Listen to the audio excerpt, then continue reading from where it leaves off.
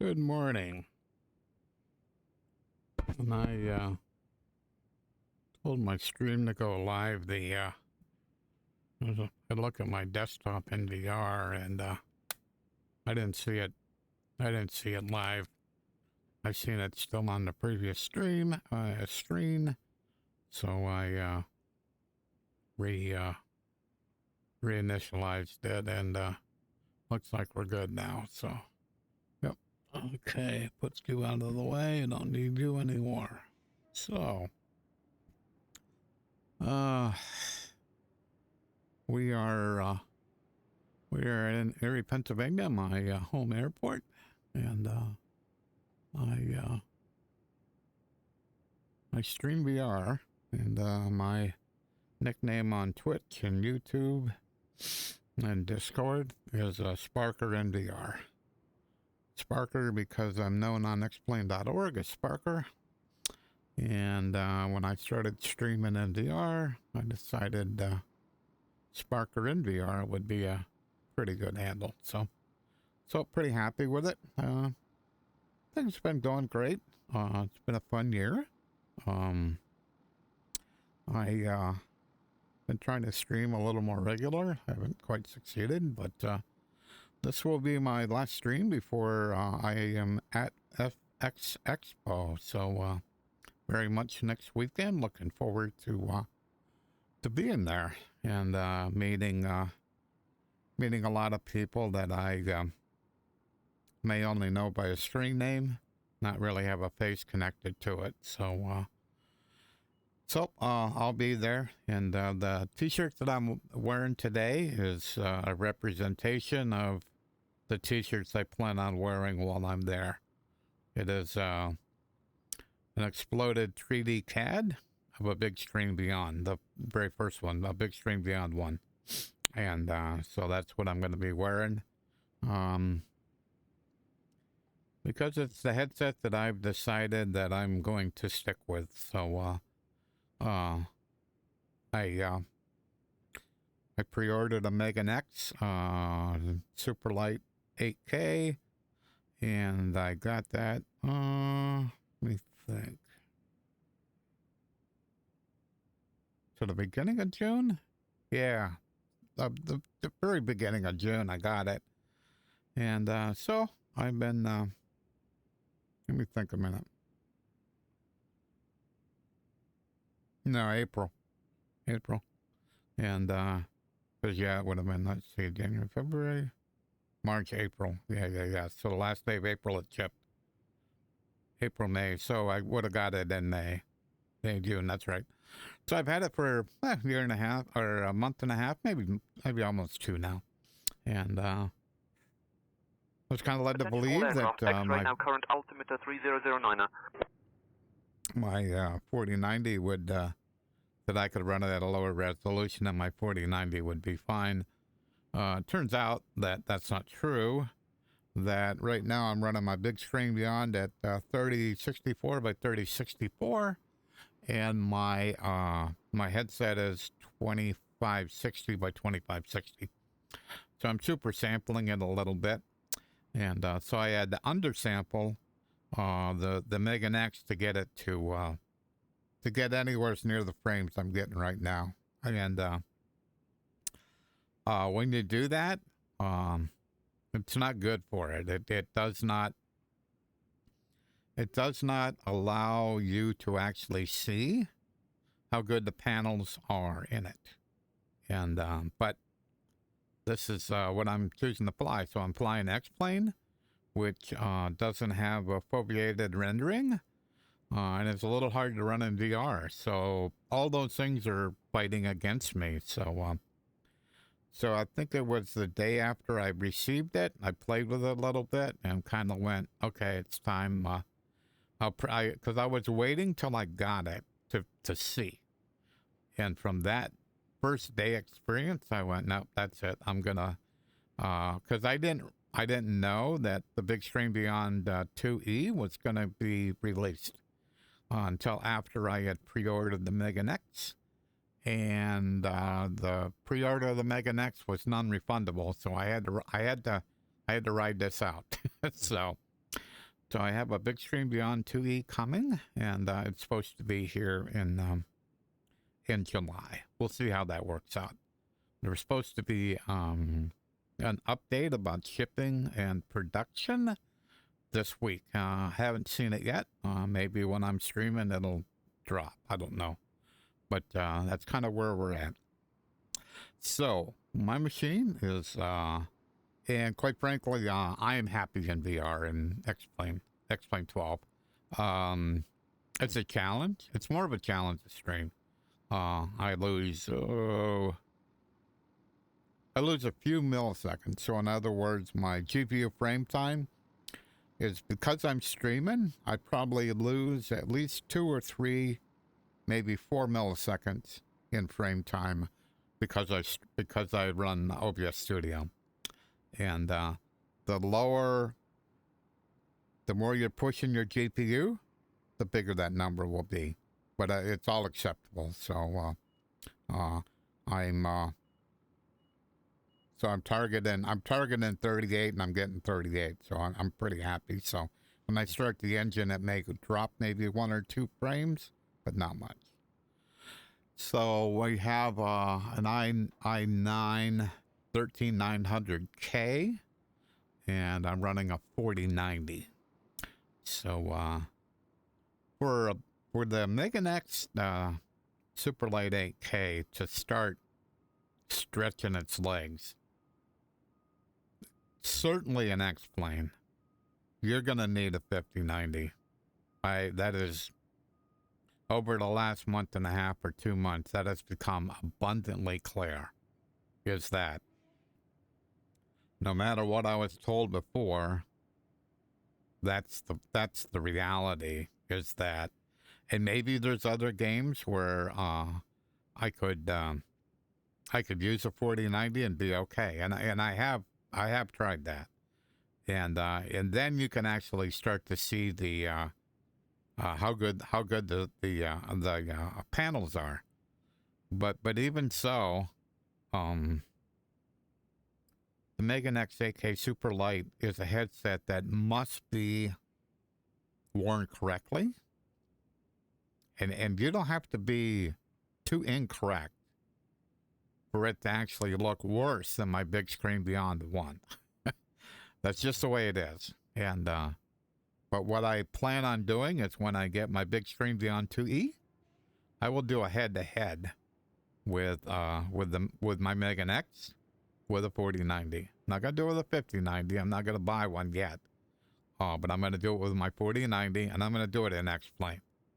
So I want to do a head-to-head with those two headsets, so I can kind of, through my eyes, with my headsets on my machine with X-Plane 12, it will show the differences that I see. So I don't really, it's irrelevant to me what other reviewers have said. It's just irrelevant. I want to do this myself with my hardware. So that's kind of where we're at right now. So kind of the game plan here is, because I'm going to Flight Sim Expo, I will meet Fabian, who basically is the CEO of FlightSim.com, and which makes this really nice yoke that I have a CLS-60. So it's a 4-speed back yoke, and it is just awesome. So basically, when I told it I wanted to fly the G1000, the default G1000, it basically picked the profile that was already saved for it and loaded it into the yoke. And so all the parameters, how much force there is, roll, on pitch, all that's dialed in. So there's been a little bit of problems with the, let me go here. So autopilot. So I have software trim enabled.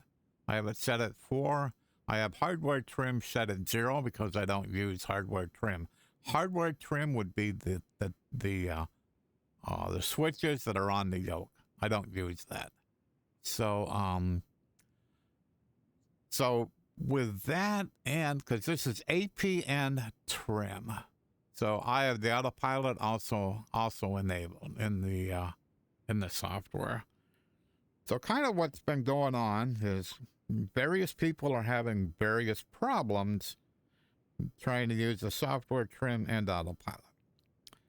I have problems, but they're not as pronounced as other people's problems. I have a problem that it appears like the more I use autopilot, go in and out of autopilot, it's almost like the trim that I need to stay level starts to increase, where I need more nose down trim than I would when I start my flight out. When I start my flight out, and this is an X-plane number. If you look in PlaneMaker, you'll actually see this number, this elevator trim. You'll see a dot 07 in a default Cessna 172. So that's basically trim for takeoff. So that's basically a number where you're going to get whatever airspeed. So we're saying it's probably between 75 and 80 knots on takeoff with full power, no flaps. And so that's kind of like a given. And so what I find is during the flight, if I kind of don't use autopilot, just use the software trim, it won't get too far from that position. Because quite frankly, like when I come in to land, I should have a little bit nose up trim, not nose down trim. But what I'm finding is that over the course of a flight, that I need more and more nose down trim to try to keep the plane either level or like nose down. So it's a little odd what's going on. And so I figured I would do a flight, and I figured as long as I'm a streamer, just go ahead and do it. We'll just do a stream with it. So so that's kind of where we're at. So I'm going to get the plane started up, and I'm using the default Cessna 172. I normally use a Reality Expansion Pack, but I wanted to try to make this as close to default as possible. So that's kind of where we're at. So we'll turn the beacon on, turn the battery on, myself a little bit of fuel. Put this in a little bit. And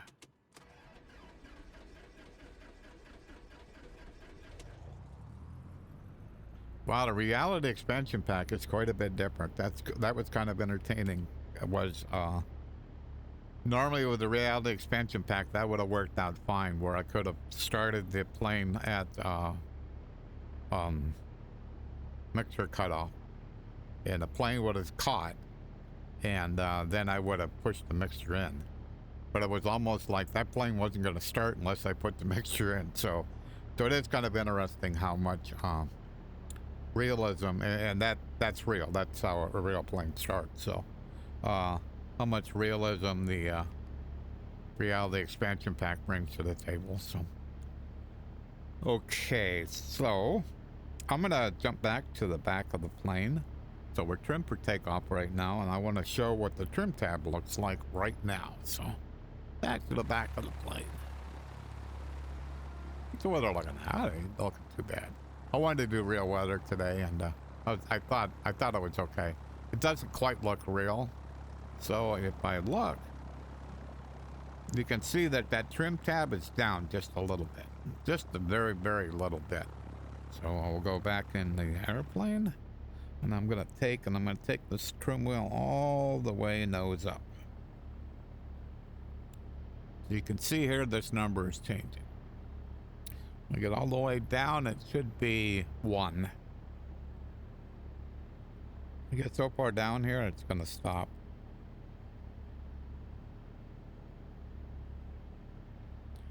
So right now, I don't feel it in my haptic. If I move it up, I can feel it in my haptic and my controller. See, that's 1. So we'll jump back out.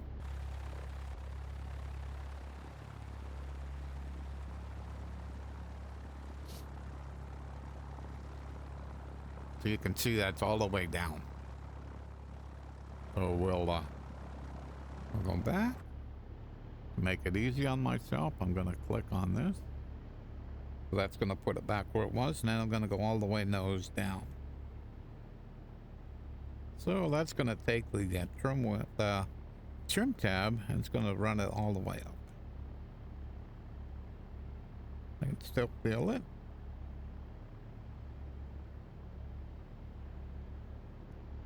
Yep. See, we're -8, -0.8. So it's all the way up. I don't feel it in the haptic anymore when I pull up on it. That's 1, -1.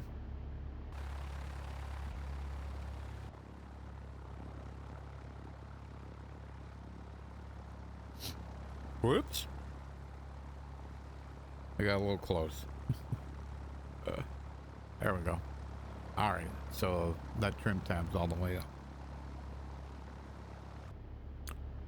So if I click on this, we'll put it back there. So the trim tab is going to be just a little bit. Hey, look.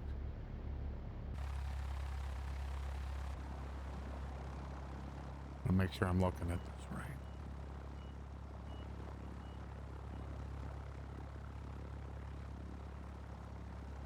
Interesting.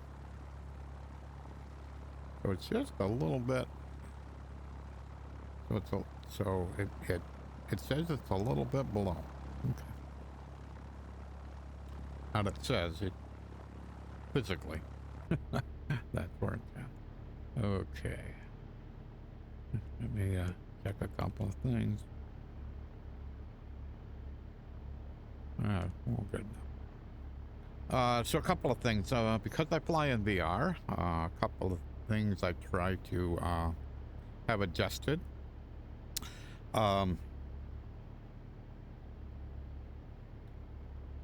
I control where basically my seat is by how far I can pull this back.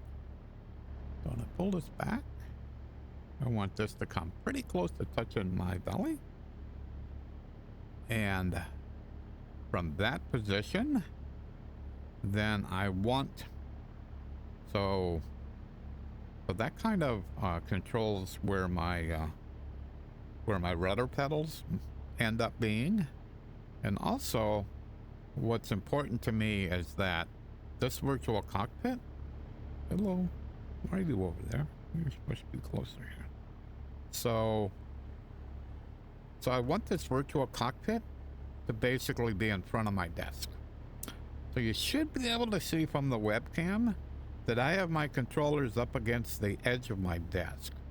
So I'm a little bit crooked. So this controller is a little bit behind, and the top of that one is a little bit behind.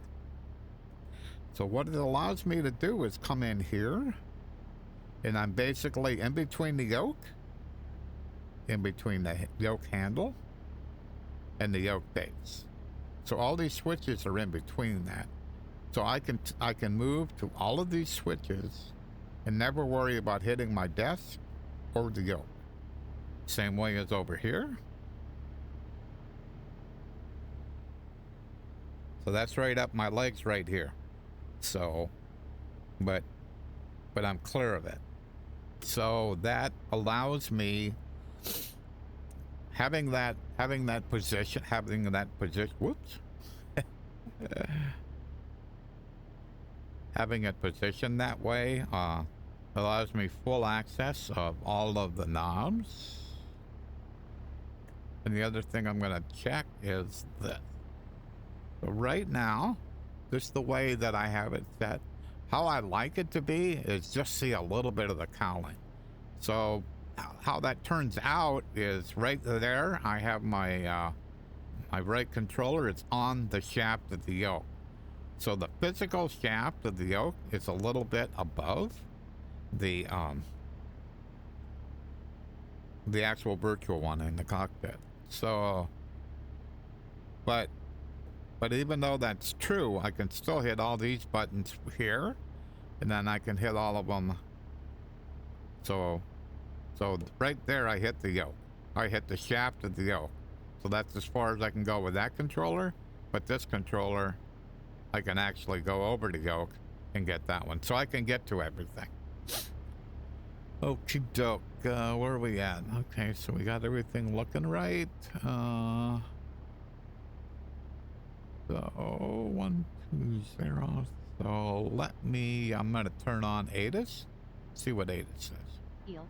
Information X-ray. 1451 Zulu. Wind 190 at 11. Visibility 10. Sky conditions, clear. Temperature 26. Dew point 19er. Altimeter 3009er. Density altitude 2000 feet. Arriving and departing runways 2420. Advise on initial contact. You have information X-ray. Okay. So the winds are at 190. And she said we're going to be flying runway 24. So we'll kind of look at that and go, does that make sense? Yep. So right now I'm actually pointed 190. So if you look at that, and if you look at that and you look at 24, so we have runways here. The big runway is 24 and 6. So if you look at where 6 is way down here. The 19 is closer to 24. So whenever you're figuring out winds, whatever the ATIS says, you want to pick the runway that's closest to the winds. So 24 is closer to 19 than 06 is, or 60 is. So that's kind of how that works. I can't believe how long it took me when I was training to figure that out. Alrighty. Oh, everything look okay? Yes, it does. All right, so let me. What do we got here? So we'll get put ground in.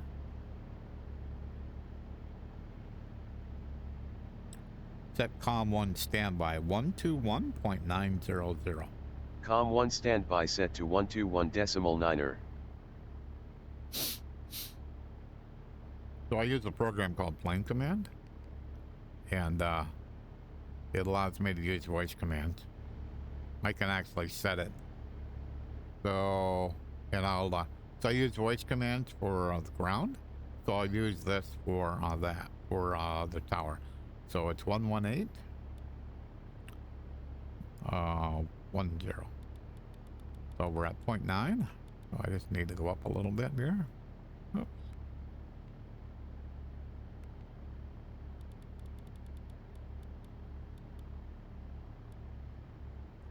Okay. So, I think we're ready. We got that set. That looks pretty close.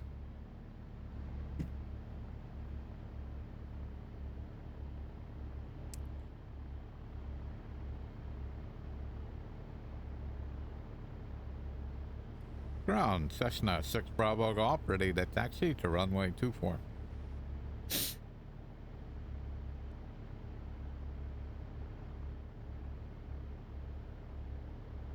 Cessna 256 Bravo Golf, Erie International Tom Ridge Field Ground, taxi to runway 24 via Foxtrot Delta, cross runway 2, then Alpha. Contact tower on 118.1 when ready for departure. Taxi to runway 24 via Delta, cross Foxtrot Delta, cross runway 2, then Alpha. Contact tower on 118.1 when ready for departure. Cessna 6 Bravo Golf. Cool. All right, we're on our way. So basically, we're gonna head out to the west here, and kind of see. Just play around with the software trim. I'm gonna put it in and out of autopilot, and I'll figure out how I'm gonna do that.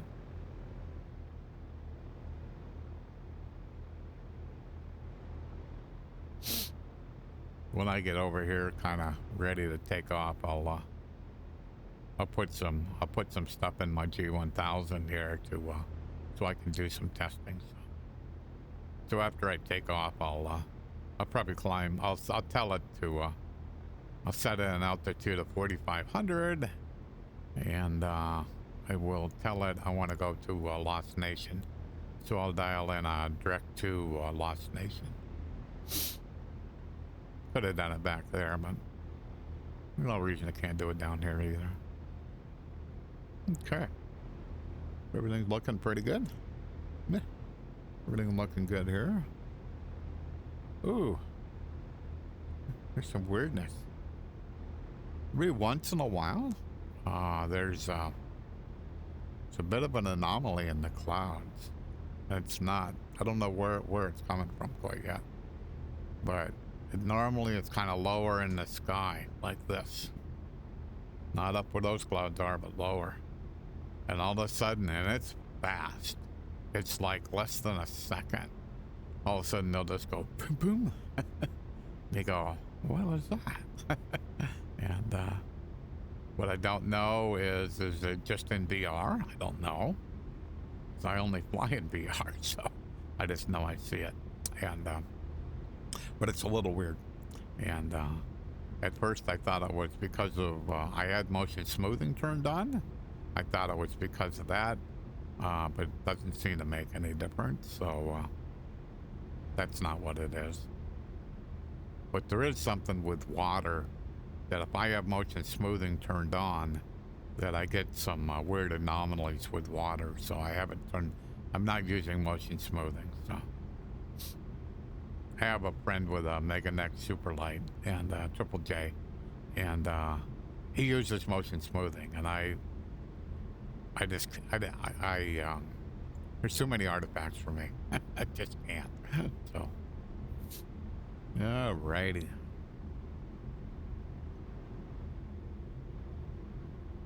I'll pull the power back a little bit. Like we were getting a little excessive coming down through here. So,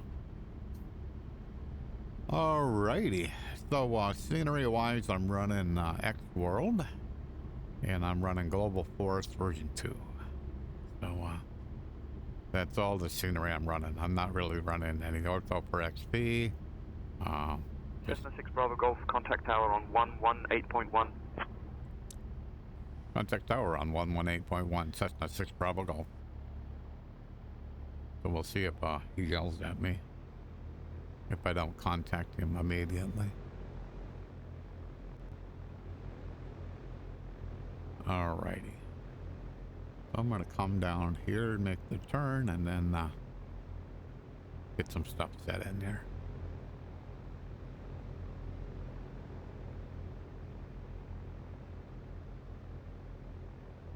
So we'll just hold short here. I don't see anybody else at the airport. So we'll turn taxi on. Landing nav strobes. And we'll set altitude 4,500. Direct to KLNN.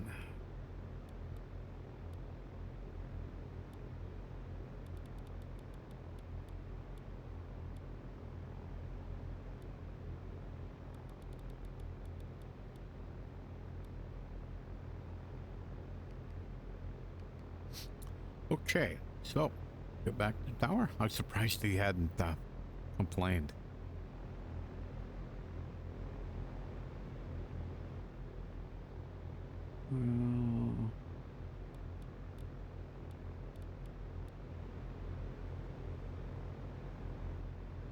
Tower Cessna 6 Bravo Golf. ready for departure to the west.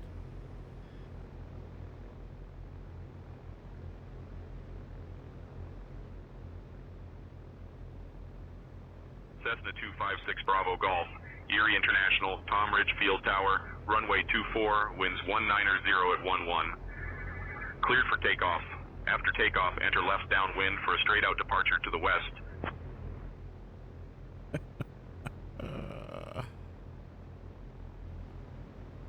Clear for takeoff, Cessna 6 Bravo Golf. After departure, straight out departure to the west, Cessna 6 Bravo Golf.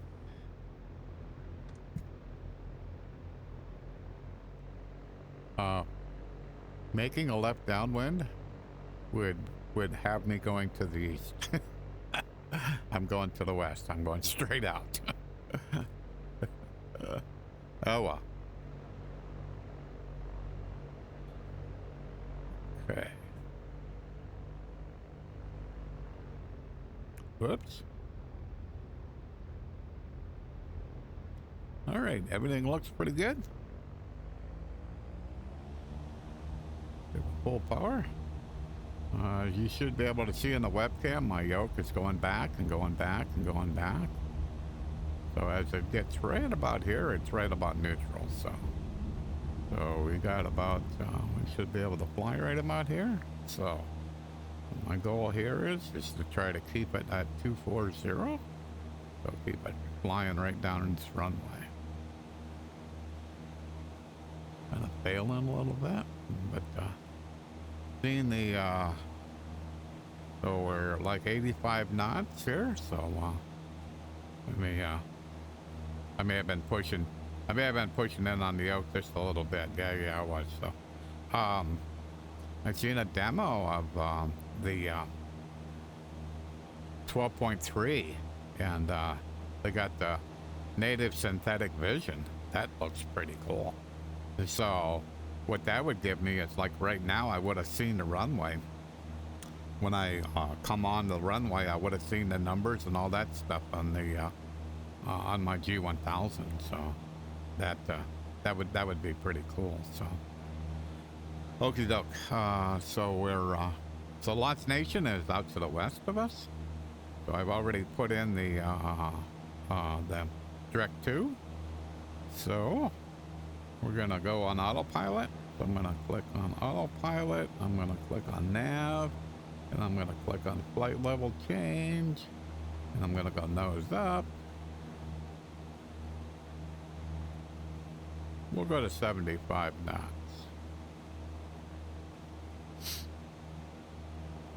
So we're gonna climb up out of here at 75 knots, and we're trying to make sure everything looks right. Yeah, it does. So we're the plane is working. It's working its way over to the over towards the magenta line, and so it's just slowly gonna kind of get lined up here.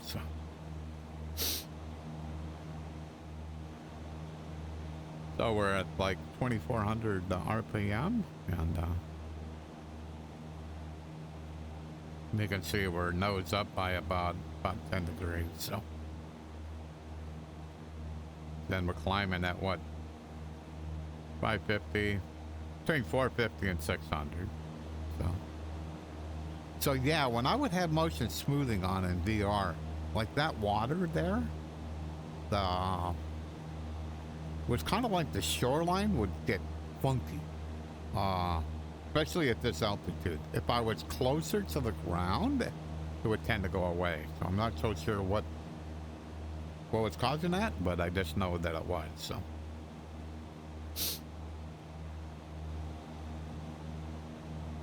alrighty.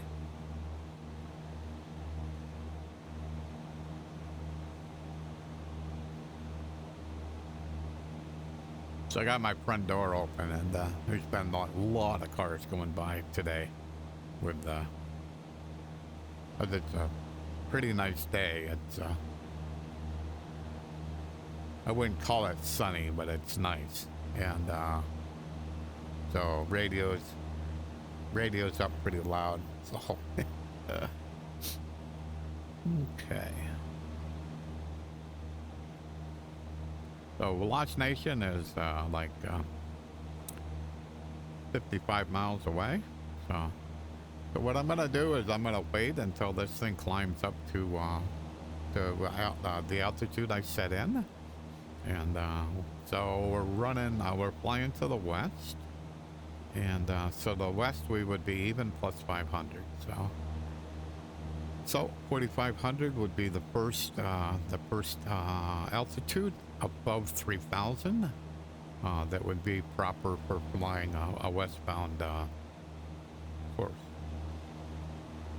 So when I look at all this water, this all like looks correct. I mean, so I don't see any anomalies of it, and so it looks kind of like what it should look like. So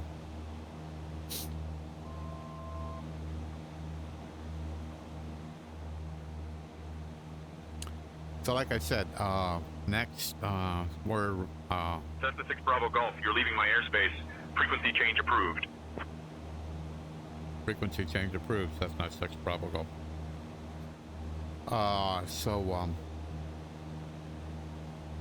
The Flight Sim Expo is in Providence, Rhode Island. So we are, since it's close enough, we're going to drive. And so it's about an 8-hour drive from here. And we'll get up early Thursday morning, and we'll head our way to Rhode Island. And it should take us about 8 hours. And we'll probably have to stop for some food. And we'll kind of see how that goes. So it should be at the hotel in Providence there. I'm thinking between 2 and 4 in Providence. So should be a good time. I always have a lot of fun at Flight Sim Expos. I've been to, I think I missed one. It was during the coronavirus, and I'm an older gentleman, so I've had some concerns. I kind of like the way that the organizers handled it, where they basically had color-coded badges, kind of like if the badge was red, stay away from me, don't approach. And to a badge of green, no, I'm good, you know. So I really like the way that they handled that, because that's just something they don't plan for. So, alrighty, we're at altitude, so we're climbing. So I'll pull it back to where do we want to go? I'm gonna go to about 2300. I can go 2400. So go 2400. So I want to see where this trim's gonna go. So if you look, we were 0.07. Now we're like minus. And if you look at the indicator, so it's nose down by a lot, actually. And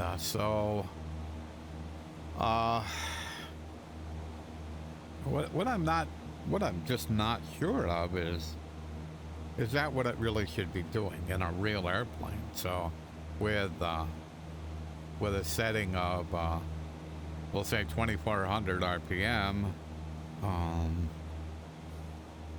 and basically we're going about 100 knots, we're level. Certainly when you look at the chevrons there, I would call that level.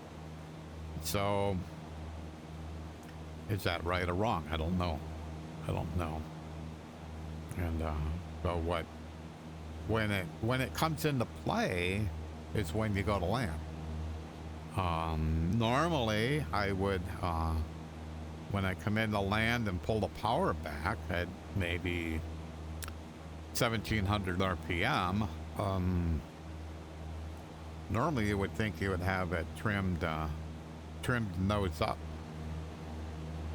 but I'm not sure that actually works out that way. So that's kind of what's going on, and that's what I'm trying to document this and kind of see where we're going. So let me.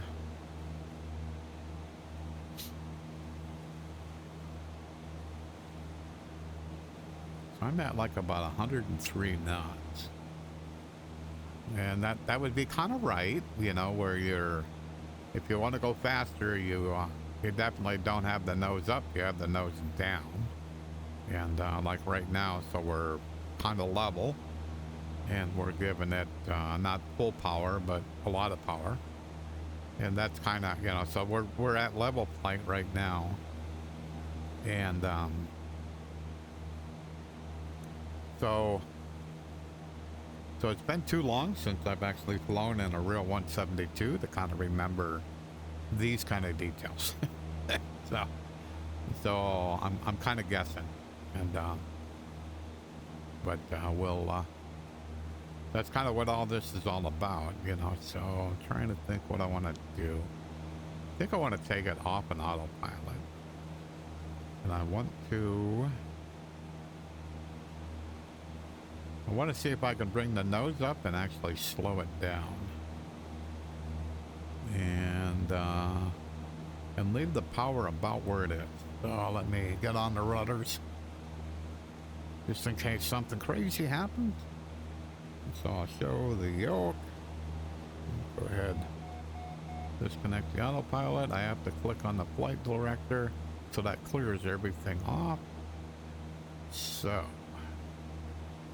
and I want to, I'm going to try to pull back on the yoke a little bit. But I'm trying to get it to descend. So I think I'm going to have to pull the power back and get it to get the airspeed to decrease. But I'm trying to hold heading here too. Trying to hold altitude and get less airspeed.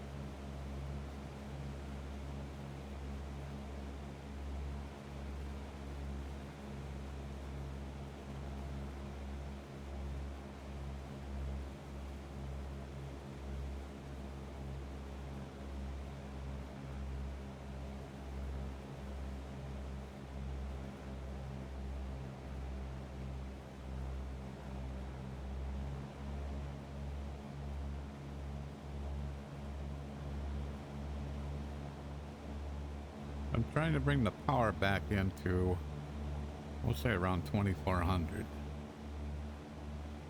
And I'm trying to see where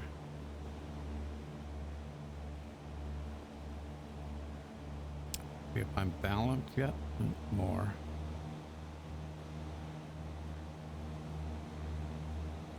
So that's 2400. I'm at 4500 feet.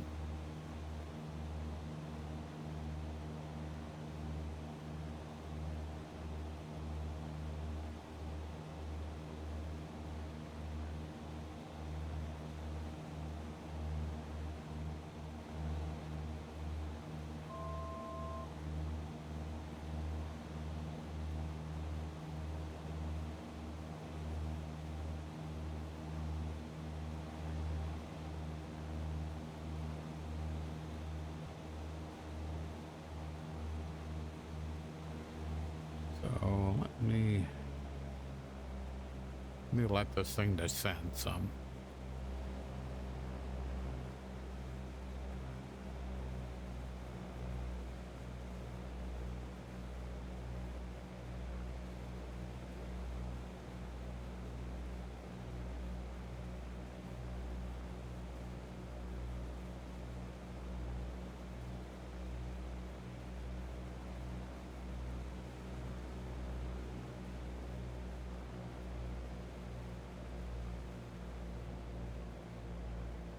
So when I give it quite a bit of nose up trim,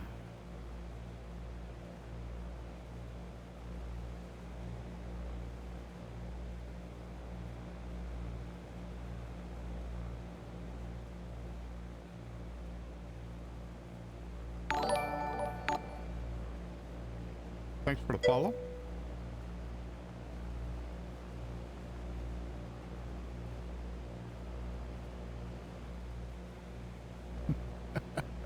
Okay.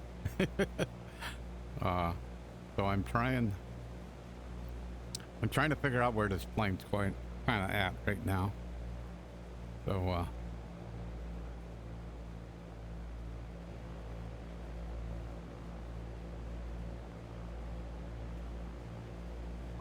okay, doke.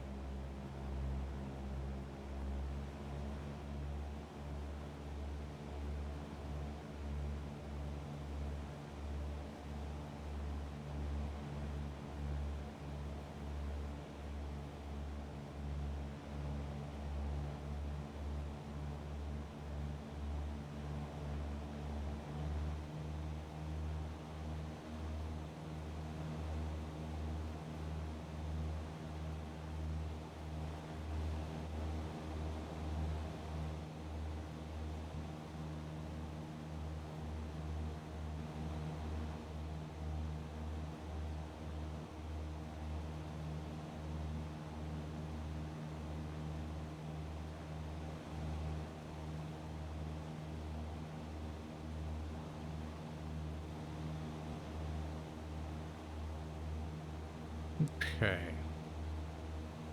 So she's pretty nose up right now. Way nose up. Oh. Pull the power back a little bit. Let's put it back on. So I'm gonna move the nose down. We're gonna get back on course here.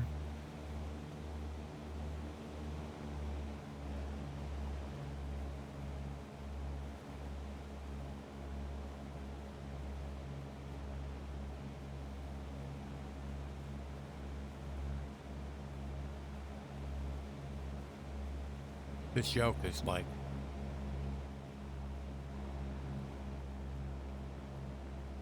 pushing back like a lot. Okay.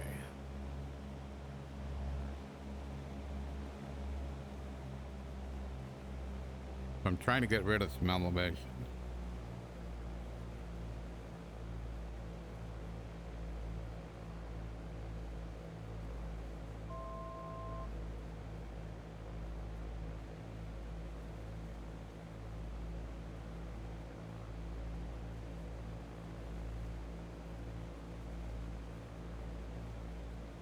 Okay, so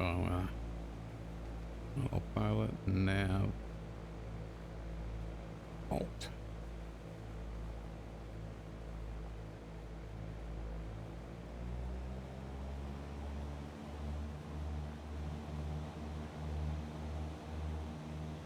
I'm gonna see where we end up.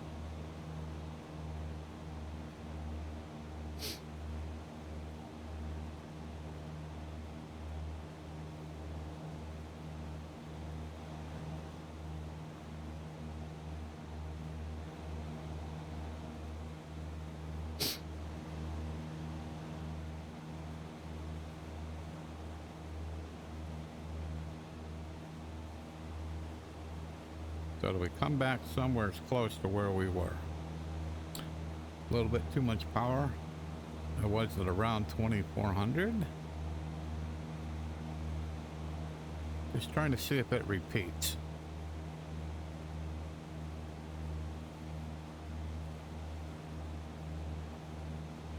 we were, yeah, 100, 101, something like that. So.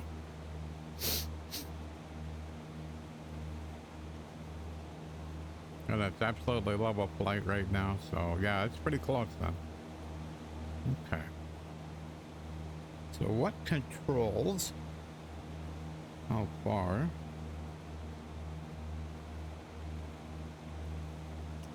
Alrighty, though, I got everything close enough I can jump out of the plane. Yeah, I think so. Well, let's go chase. Use.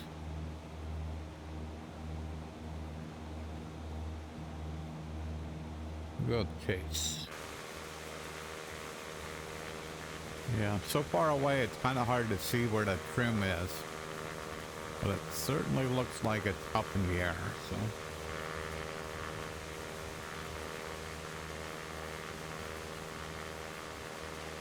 Yeah, there is a weird clouds again.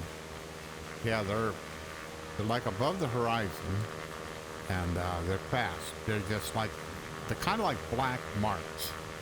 And but they just boom show up and then don't, and it doesn't seem like it's related. So if I turn my headset, doesn't look like it's related to that.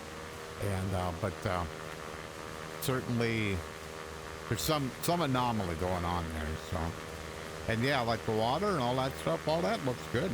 That looks really good. I mean, we got a nice golf course here, and I mean, I'm flying along the lake shores of Lake Erie. I mean, so. There's a lot of water and all the shoreline looks really nice. So already back in the plane.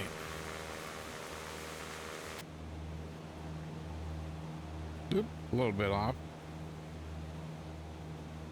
Okay, we're good. So we're 34 miles out, 23 minutes, 45 seconds. So.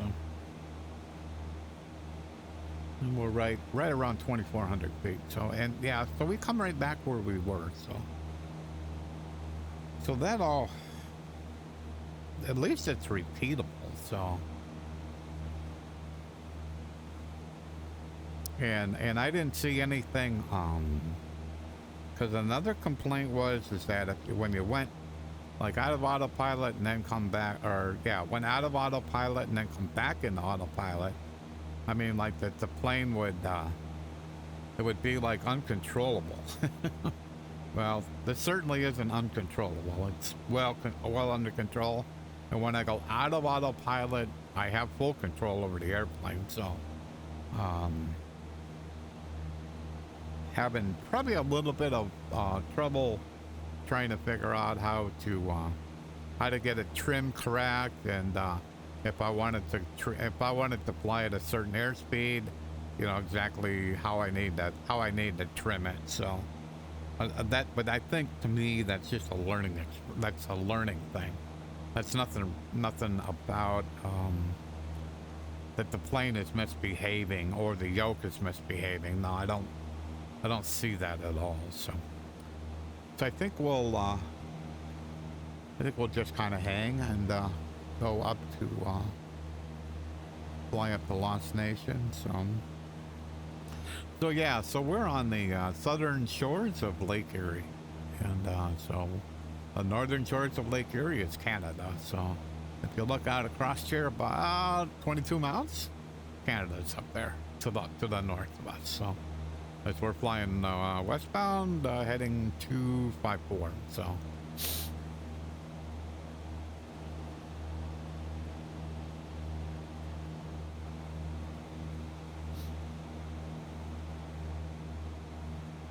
So yeah, so I watched the Hangar 11 chat with who was on there. So it was Delta Who, Philip, Marco. I think that was it. Did I miss? Oh, Jan. Jan was there. Yeah, and so they were talking about what X-Plane 12.3 is going to be bringing. So. All looked really, really, really cool. So some kind of some new weather radar stuff, and it sounds like it's an API. So basically you'll be able to, as a plugin developer, you'll be able to use that, that's pretty slick. That's pretty slick. You can do that. So, that as a plugin developer, that's some pretty cool stuff. So, and since I am the head of development of Plywood Lua, we'll have to see if it's possible to kind of incorporate some of that, you know, where you could actually do it with the Lua script. That would be really slick. So, but I just have to admit, I enjoy. How should I put this? I enjoy X-Plane 12's implementation of VR. We have some problems with anti-aliasing, that it's not as good as I would like it to be. I wouldn't call it extremely terrible, but the implementation matches how I like to fly in VR. Excuse me. So the way I like to fly in VR is physical yoke and rudder pedals, and then VR controllers and voice commands for everything else. So if I want to run the flaps down, I just reach over here. And the cool thing is that with my valve index controllers, at the same time that thing turns green, I actually feel it in my controller. So I can actually blindly go over and know I'm on the flap. I know I am. So I didn't even need to look at it. So I'm the same way like trim wheel, you know, same thing. Anytime that turns green, you'll feel it in your VR controller. That is a missing feature in MSFS 2024. At least I don't feel it with my valve index controllers. Maybe there are some controllers where it works with, but I don't feel it when I use that. So the same way as all these, and the same way as when you turn, like when you go to adjust, you can actually hear the clicks in your headset. You can hear the clicks and you can feel the clicks. So that's pretty cool. Same way as all these. So it works when you first, like, so if I come in, I feel it right there. But if I go down to the next one, I won't feel it because I'm already close enough that it's not going to feel it.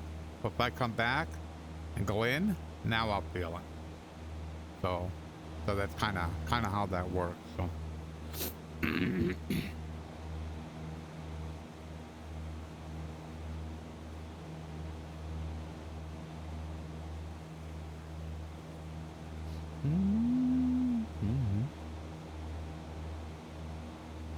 How long we've been playing at this?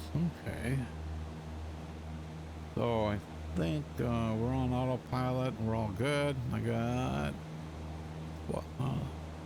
17 minutes. I'm gonna jump into. I want to look at my graphic settings. So, whoops. So I just want to show. Whoops, graphic. So I just kind of want to show where my graphic settings are, just as point of reference. So texture resolution is on high. FS is off. SO is ultra. That's down to nothing. 16K off. That's clicked. Cloud quality maximum. Shadows aircraft only. World objects on high. Vegetation in the middle. Rendering distance on high. Not drawing parked aircraft. I'm drawing boats and balloons. I'm enabling 3D verification, and I do not have Zinc, the Zinc plugin bridge enabled. So that's about it.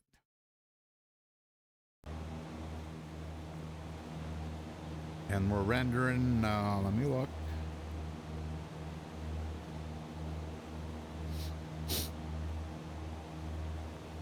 So we're rendering 3064 by 3064 on a VR headset that is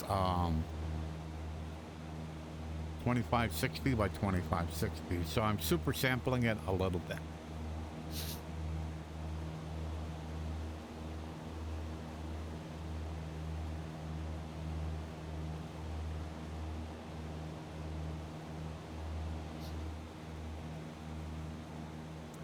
So up here to our right, just coming into view is a couple of gray objects. They're two cooling towers, so we're going to basically be flying by Perry nuclear plant. So, but you can see them; they're quite a ways away right now. So, 10 miles, probably better, probably further than 10 miles away.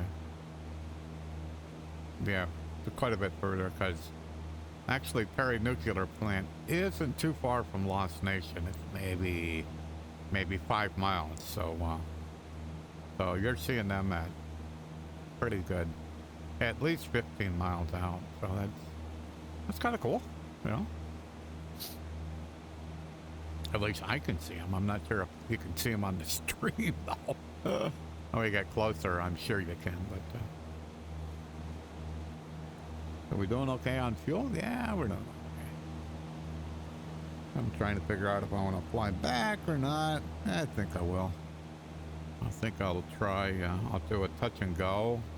So we took off from 2-4. So, the wind should be about the same. So there's a runway up here that's let me find out what it is. So do search. I'll do a KLNN, whoops.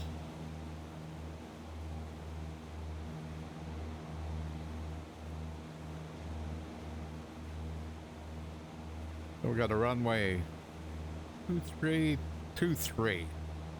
All right, so that's the one I'll set up for. We got weather? We do have weather.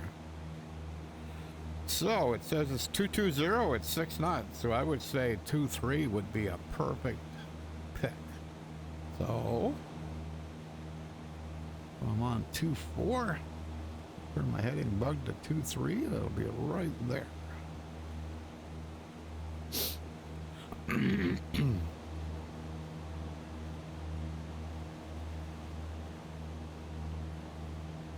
So like I said, all in all, I have been quite happy with the progress that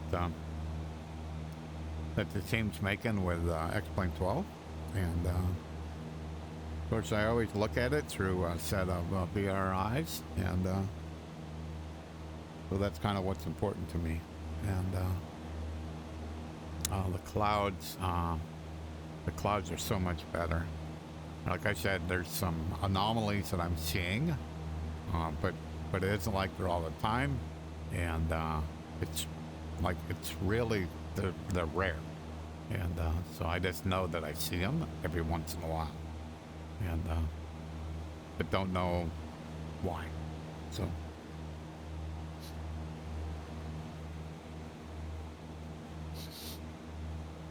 So this is the area where I learned how to fly an airplane at. So we would fly out to Lost Nation when I was training.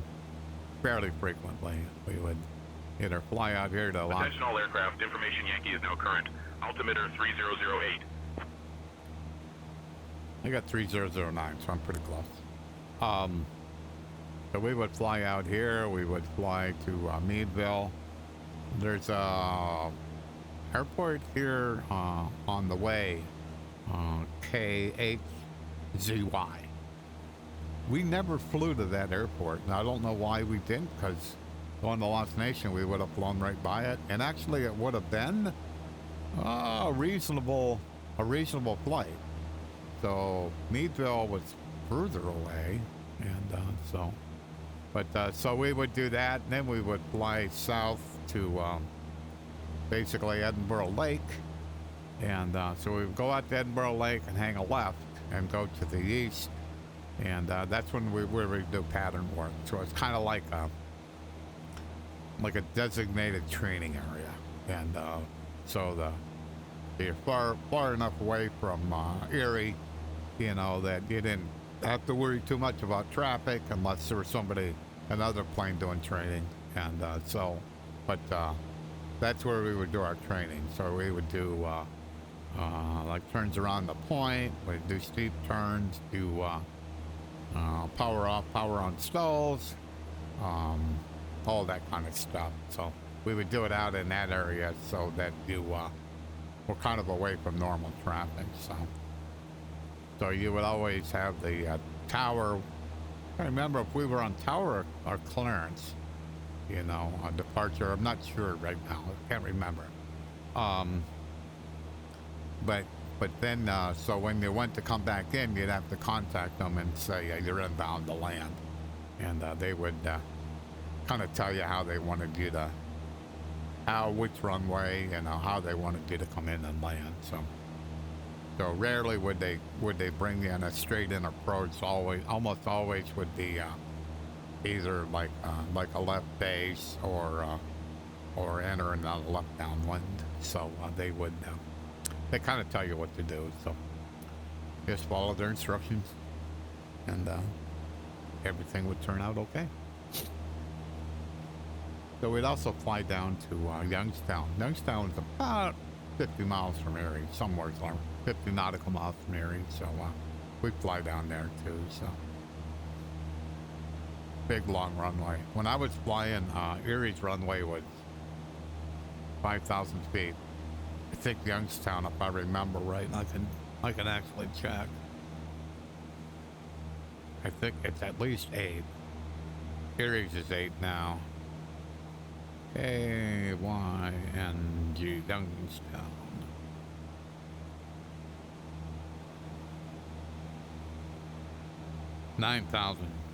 It's 9,000 feet. It's big. So it's even bigger than what Erie's is now. Erie's was 5,000 and they added it, and then it went to about 8,000. Funny story, so the reason they made the runway longer is they wanted to have cargo planes come in. Well, they miscalculated. So the new part of the runway, they built it thick enough to support the weight of the cargo planes. They're heavier than a regular commercial plane. Well, they forgot that the rest of the runway, 5,000 feet of it, wasn't strong enough. So they spent all this money on making the runway longer, only for them not to be able to actually bring cargo planes in. So kind of a sad story of not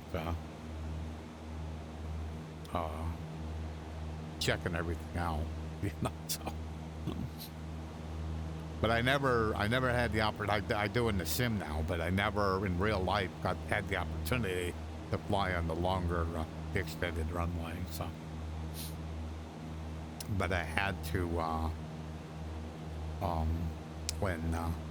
when that happened, then I went ahead and redid the airport and at the scenery gateway, so that it reflected that, because the let me think here, on the east end of the airport, that's where the runway got extended, and so I had to move the nav aids and all that stuff. I had to like figure out how to move them, and what files you change, and who do you report this to, and all that good fun stuff. So alrighty, we're about 11 miles out, so we're probably about ready to kind of kick it out of autopilot and get this puppy slowed down and get ready to do a downwind for runway 23. So, all right. So, make the oak visible. Turn off the flight director. Go back on the power a bit. Yeah. Probably 2,000 be okay.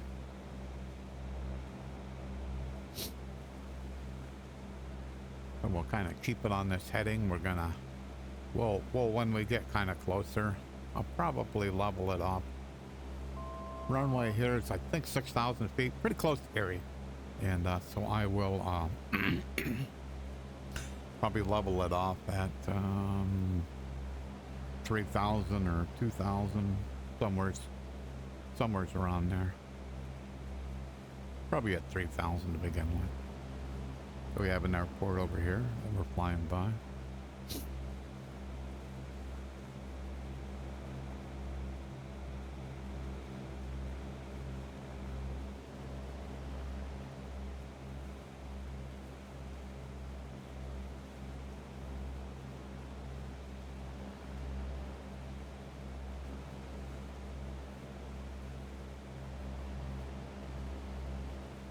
Okay, so we're 9 miles out.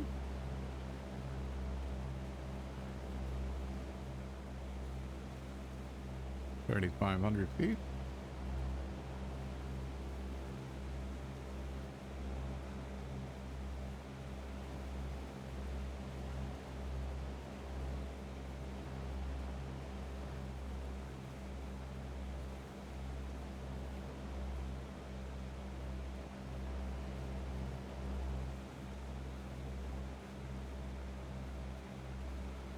When I get at 3,000 feet, I'm going to pull back on the yoke a little bit to arrest my descent and try to get this thing leveled off at about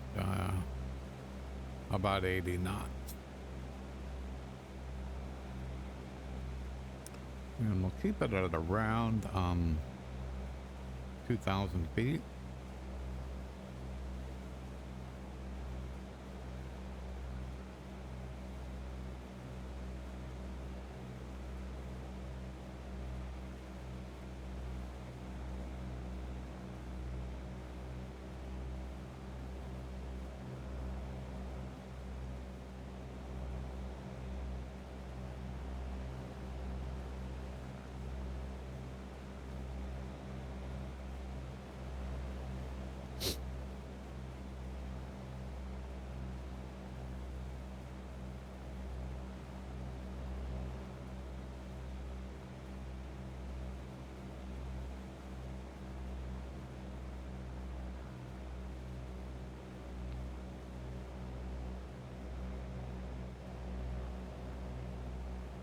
So I'm a little bit too far this way, so I'm coming back this way a little bit. I can see from the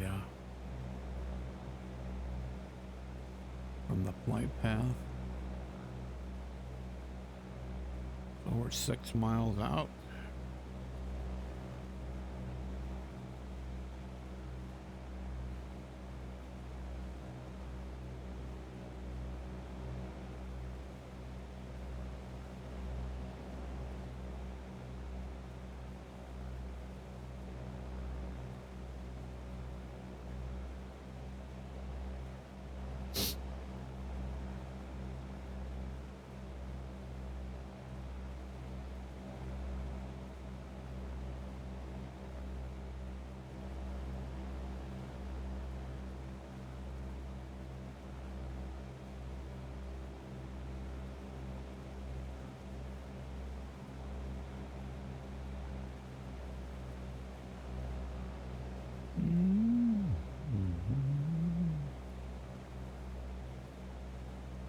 We're a little bit lower than what I want to be.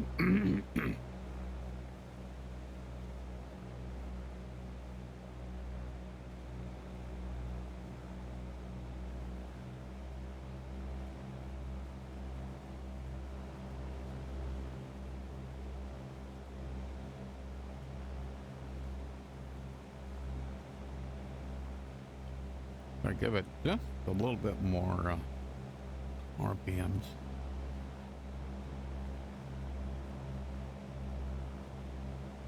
Okay, where's my airport? I think it's over there. It's 4 miles away.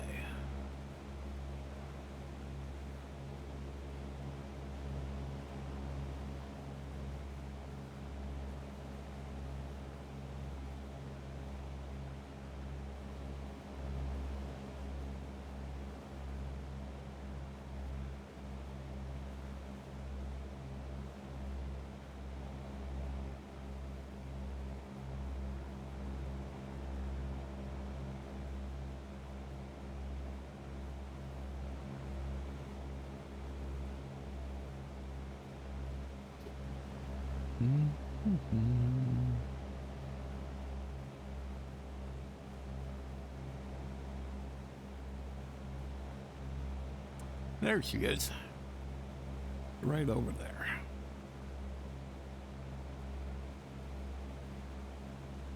Can't make that a repeat. You see it for a really short period of time, and then it's like gone. You can't make it repeat. It's won't. So I just turned my head like that, and those clouds right there in front of me, they had like black on them. So, all right, still, I'd rather be at 3,000 right now, but that's okay. I'm gonna be at 2,000 in a bit here, so it's okay.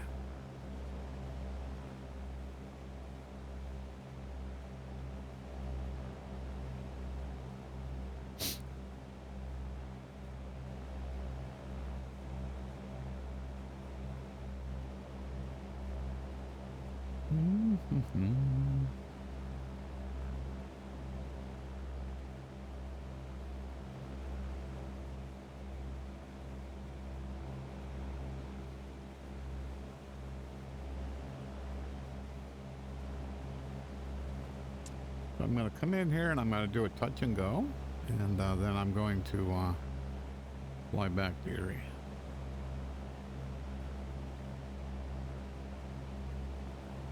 Thank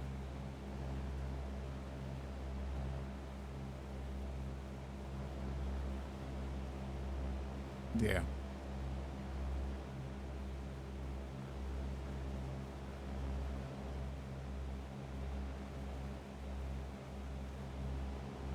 We're pretty level right here. We're at around 2,500 feet, so that's fine. Pattern. It is entertaining why it's doing that. What's my frames at? Yeah, frames seem okay. Don't see anything really terrible about that, so I'm not sure. Yeah, so basically we're on the east suburbs of Cleveland, so probably another 10 miles. That's the Burke Airport, and I think it's 10 miles, maybe a little bit less. So this here highway here, this would be 90 coming in here, I think. There's another one over here, so I'm not sure. But so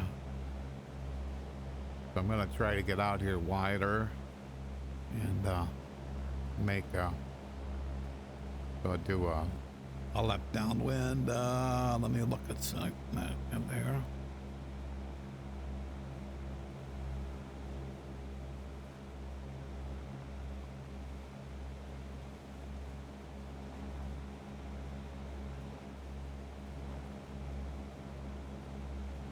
COM 1 standby 122.725. COM 1 standby set to 122.725.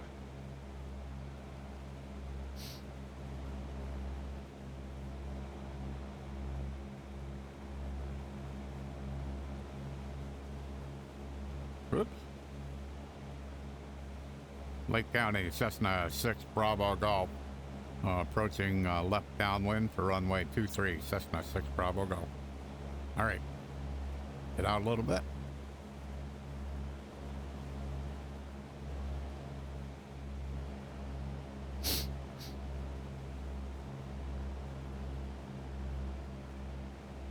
Interesting if those show up in the stream. Alrighty, let me roll this around.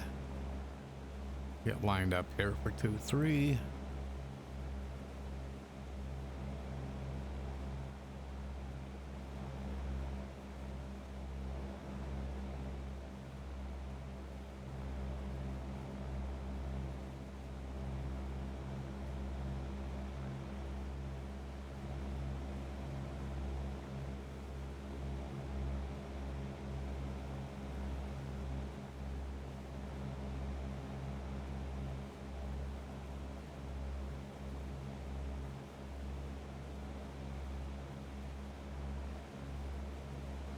Okay, so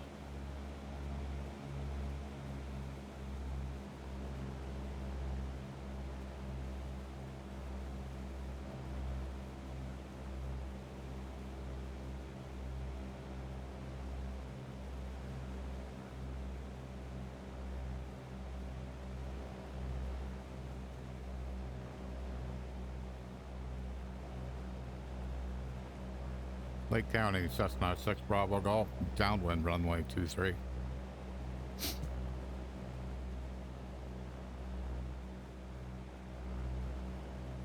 Okay, so we're at 2,000 feet. The RPM's around 1940. And, we're parallel with that runway there, which is 23. So, we'll pull back to 17. One knot to flaps. Come on, plane, descent.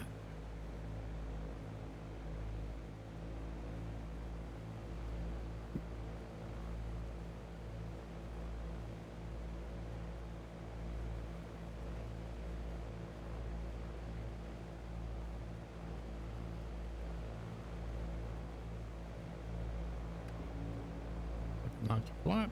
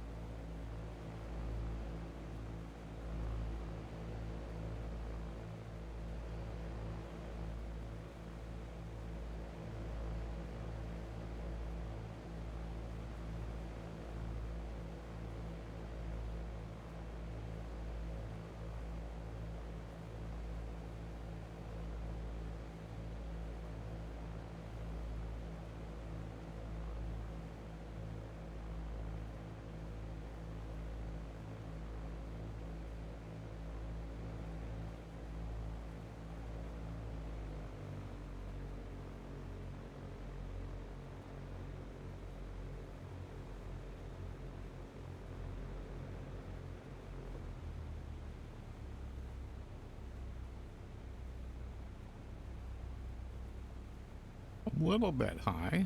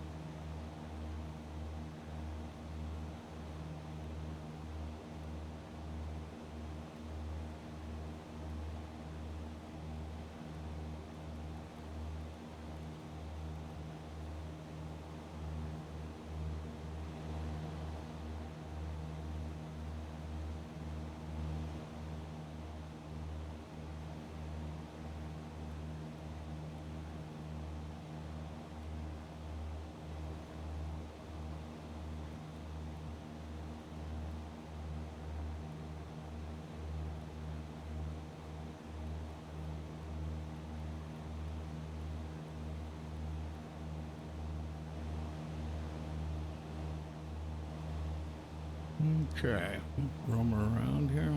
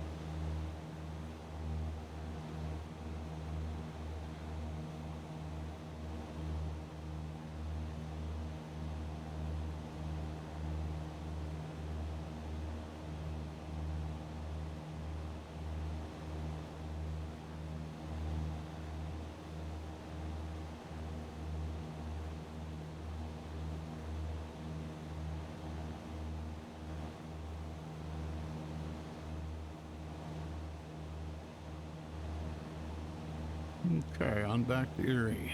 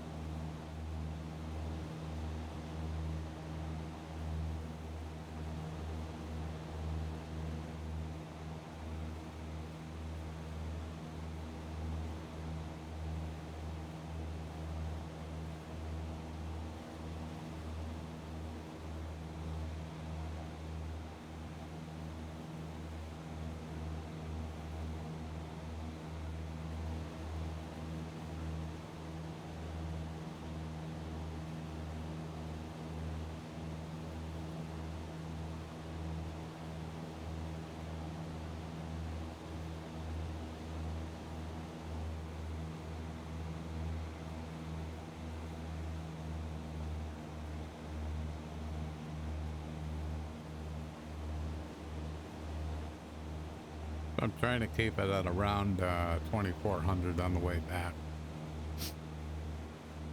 So I dialed in 3500 because I'm going eastbound plus 500, so 3000 plus 500, 3500.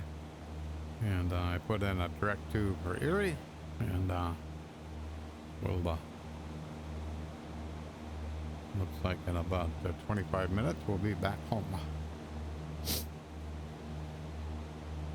Once again, there's cooling towers on the side there, on the left. I see my frames are doing, I'm pushing her a little bit. Not so sure why that's doing that. Was doing way better on the way out. Not sure why. And it could very well be that we're just, that Cleveland isn't very far away, and that might be part of it. So, yeah, so from Lost Nation, those cooling towers aren't very far away. So we'll see as we get closer to Erie if this improves. Yeah, it already has. Yeah, so it had to be that we were just close to Cleveland. Cleveland is a lot of scenery, and had to be what it was. So that's okay. I tend not to get, if it doesn't go on for long, I tend not to get too concerned. I fly Total Mexico in Mexico, and there's an airport I take off from that's basically in the suburbs of Mexico City, and man, it's really, really hard on frames. So, but I'm kind of paid. Let me think a minute. So I paid about $2,000 for my 3090. I was kind of during the crypto mining, and I paid $2,000 for my 4090, and that was somewhere in the coronavirus. So when I look at 5090s and they want like $3,000, $3,500, I'm like, I don't think I can do that. So that's why I was a little disappointed when I got my Chipbell Meganeck Superlight 8K. I was a little disappointed it didn't perform any better than it did. Come to find out, the reason that people thought it was performing better than it was is the way they wrote the composter for it. They were basically running it under native res. And that's why it acted like it was performing better than it should have.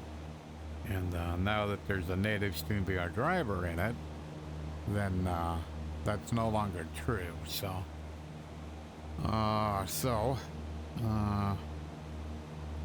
my thoughts is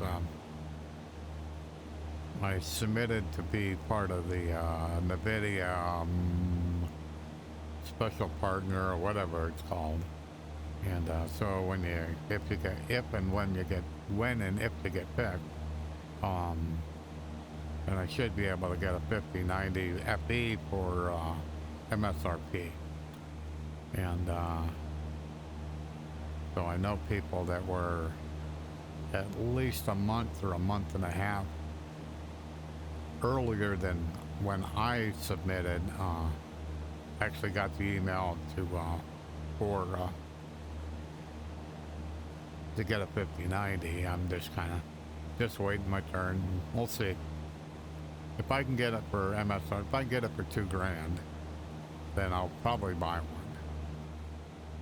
I'm just like not quite in the mood to pay $1,000 more, even though from what I'm hearing, it's really, really beneficial in VR.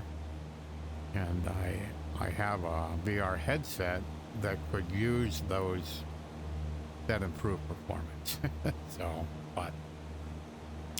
but I got a Bigscreen Beyond 2E coming, so I'll be fine. So, because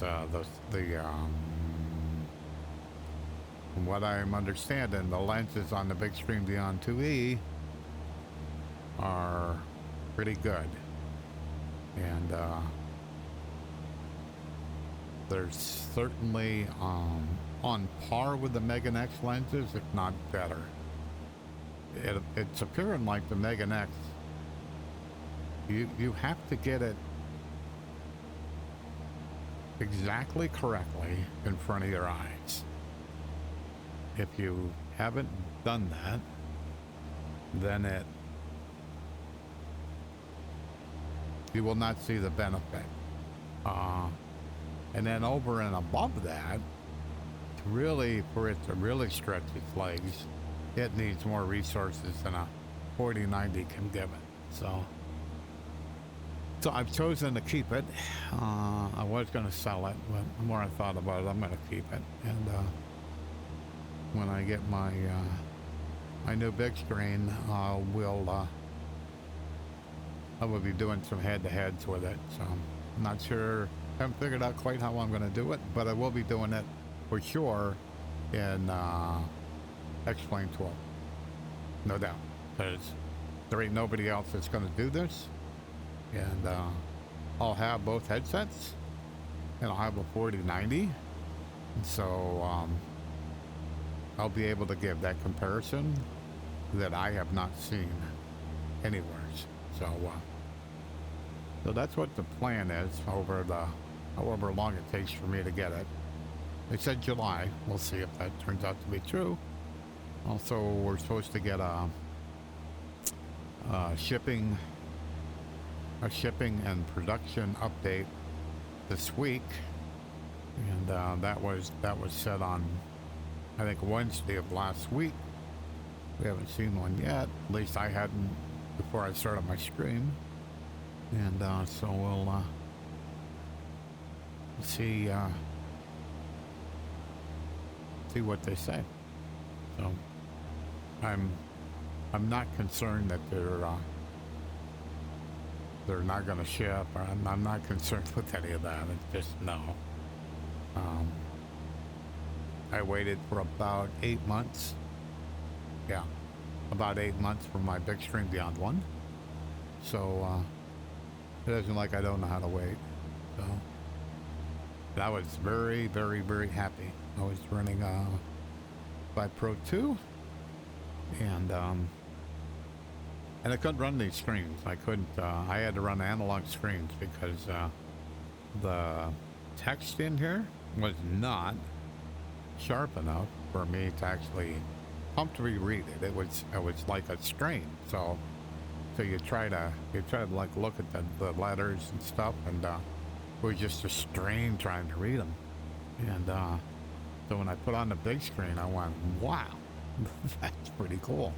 And so I started running G1000s after that. So that's, you know, so when you hear like, well, the Megan X has higher res, yeah, okay, it does, got it, but that higher res demands a higher end GPU, and if you don't have that, then what do you do? So the Bigscreen Beyond 2E, because it has the same resolution as this one has, then it'll look just as good, and probably it'll look, from what I understand, it'll look better because the lenses are better. The edge clarity is better, and the field of view is bigger, you know. So I mean you can get the field of view on the Megan X bigger, but you do it by rendering more pixels. Well, more pixels means less frames, and that would strain my 4090 even more. So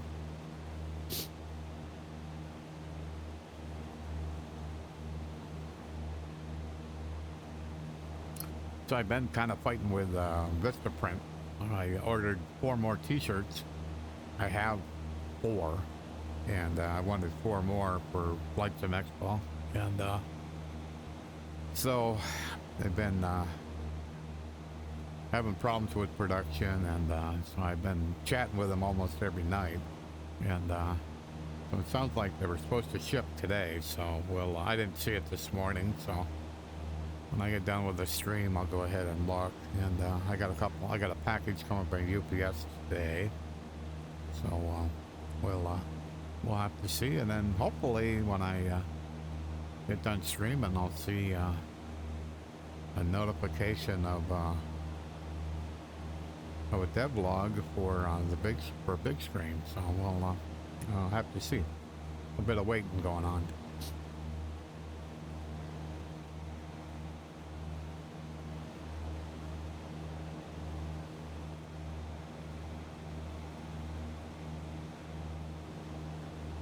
So about 14 minutes to go. Just 31 miles. It's feeling a little bit warm. Supposed to get warm today, and I had the kitchen window open and the front door open. So I thought I'd hear the UPS guy if he came, and I ain't got a time to know when he's coming. So, but okay. So all this doesn't look too bad. What does that say? So that's minus 0.43.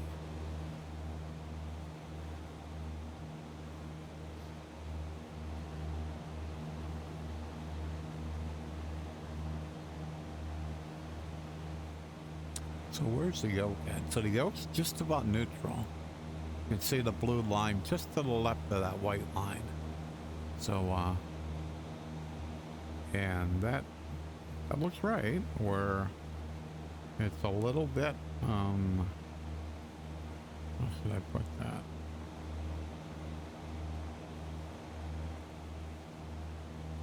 Yeah, so it's a little bit further back, would be the right way to say it. Alrighty.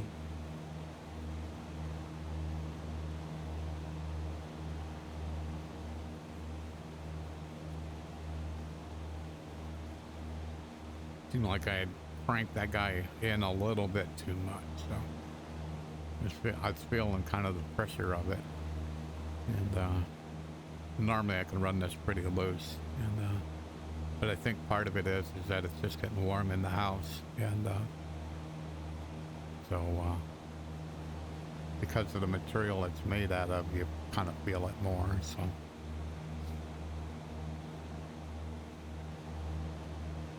I think I'm supposed to get up to 85 or 90 here, so that would be pretty warm. May have to get the air conditioner fired up. I'll know when I look at the thermometer in the thermostat. I'll know how warm it is. So we've been trying not to run the air conditioner, but I'm looking like won't be able to do that. So it's life.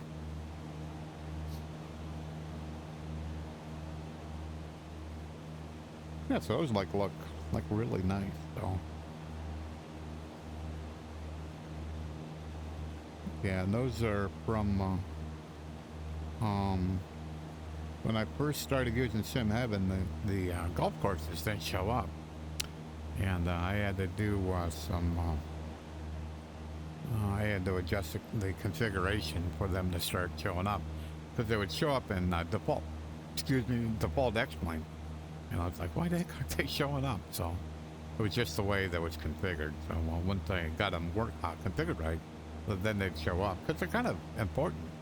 I mean, like a golf course, it's like a great landmark, because they're kind of big and you can see them from miles away.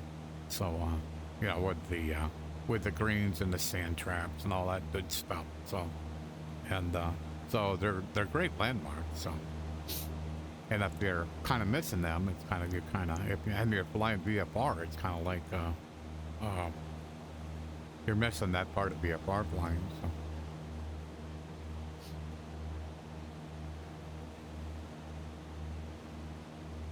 Yeah, so every once in a while, I just look like right straight down in VR. And what I'm looking for is how smooth it is. In other words, does the scenery stop and start? Or is it just smoothly rolling underneath you, like it does in real life? And like right here, it's like smooth. I mean, it's really smooth. So, and it's like I'm running like 90 frames. I mean, I'm running 38. So I'm running basically half of my native. This headset runs at 75, so I'm running half of that. And looks good. I don't see any red. CPU is very, very, very happy. Looks like it's a little warm in the house, so that's probably part of it. But I also think my liquid cooler is kind of showing its age, so I probably need to yank my liquid cooler off the CPU and put its replacement in. So, okay, looks like 20 miles out.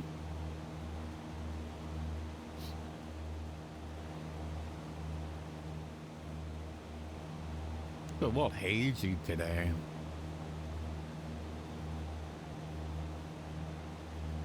What's Erie showing for weather?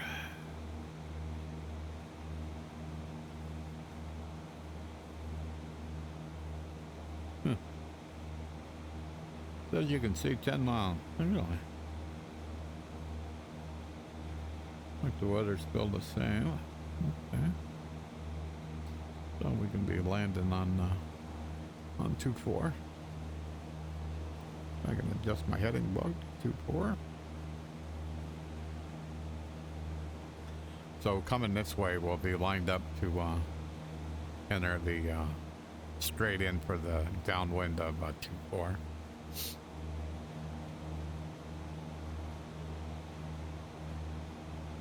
Yep.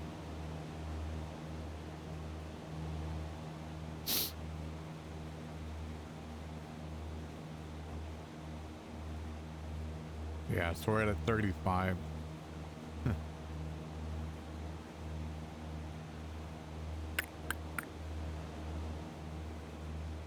I wonder if anybody else is seeing that.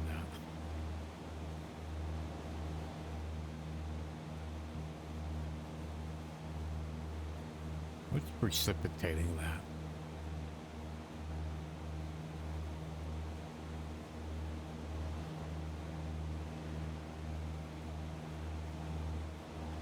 Because it doesn't seem to be related to me moving my headset. It's just every once in a while, like out across the horizon, you get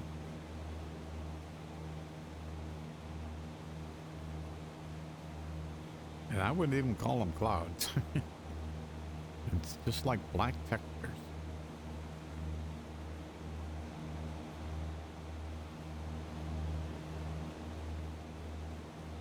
But they're in the same place over above the horizon almost all the time, which is weird.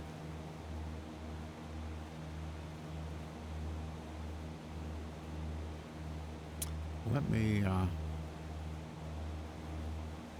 do this. I think it's developer.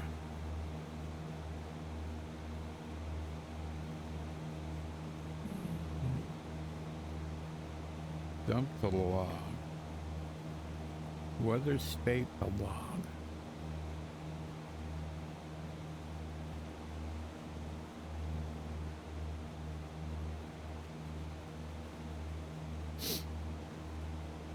I don't know whether that'll help or not.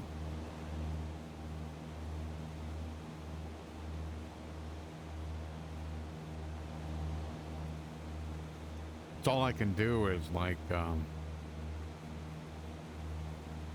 if I see it, then just do a weather dump to log.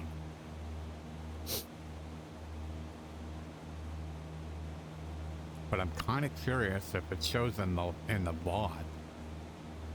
That'll be curious. Because it's certainly clear in the headset, for sure. Yeah, it's like hazy enough where I can't, I mean, but I'm 11 miles away from the airport, so probably really can't see it, so. Okay, dope.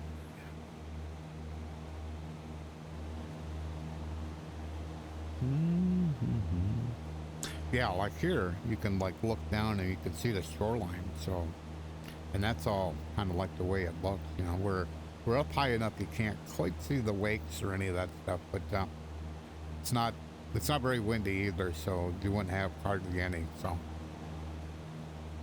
Okie doke, about ready, yep. So, be back on the pedals. We will, get her out of autopilot.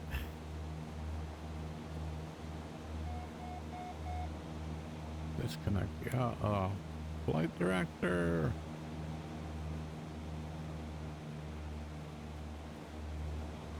And like, so I've clicked it out of autopilot and it isn't like, I can't control this airplane. So we're gonna go back to about 2000, I think. And start descending.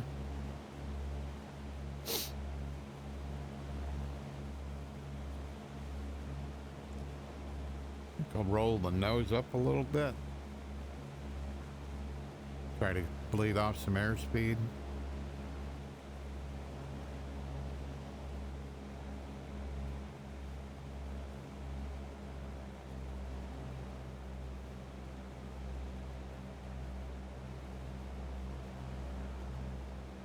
If I make the nose a little bit higher, then the airspeed will tend to decrease. So, and that looks like the airport, I think. That close? Wow. Doesn't seem right. Could be, though.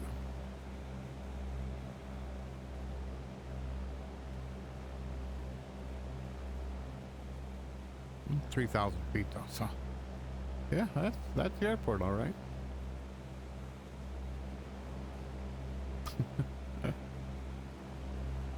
Okay. So. Oh, right, how to get on tower. Tower, Cessna 6 Bravo Golf, inbound to land, runway 24.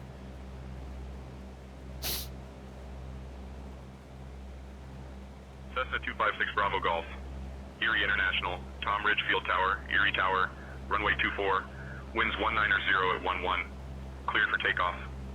After takeoff, enter left downwind for a straight out departure to the west. Cessna 6 Bravo Golf, enter left downwind for runway 24, report when established. Enter left downwind for runway 24, Cessna 6 Bravo Golf. That was funny. It was like the AI kind of like went, oh, whoops. I kind of screwed up. Alrighty, let me set ground. Set COM 1 standby 121.900. COM 1 standby set to 121.9er. Alrighty.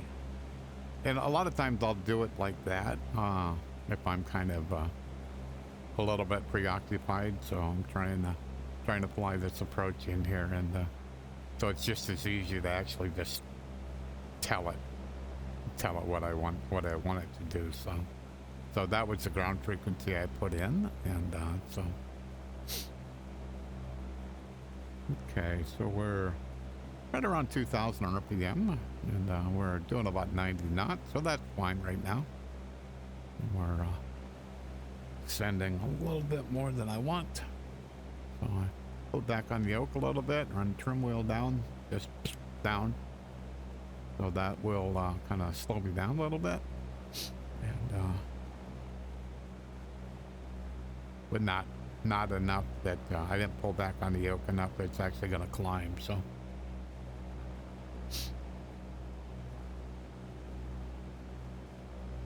now we're about 80 knots. So,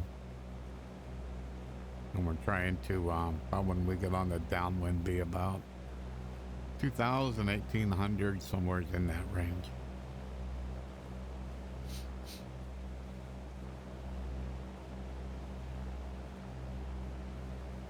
So back to my home airport. The land out, going out into the lake there, that's our peninsula, and so it's about it's quite a few acres, 300 acres, maybe more. It's a lot, and it's quite a landmass there, and so inside of that, that's the bay. So it's Lake Erie can get pretty rough, and so the bay, kind of that peninsula, protects the boats that are in the bay. So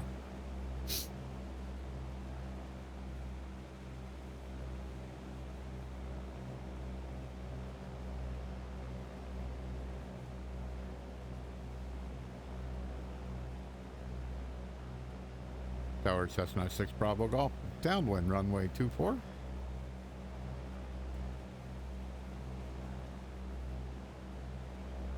Cessna 6 Bravo Golf, continue on the downwind for runway 24, report base. Report base, Cessna 6 Bravo Golf.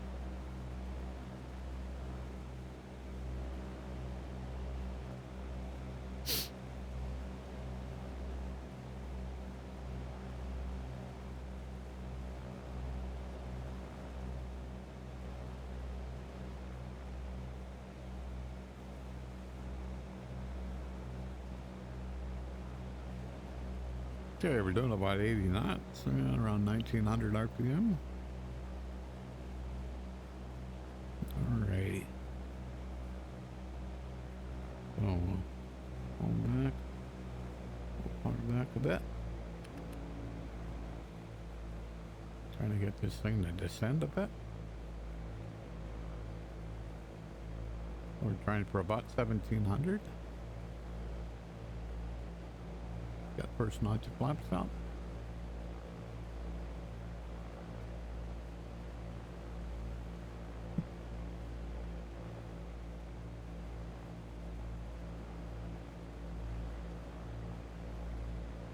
Turning base, Cessna 6 Bravo Golf.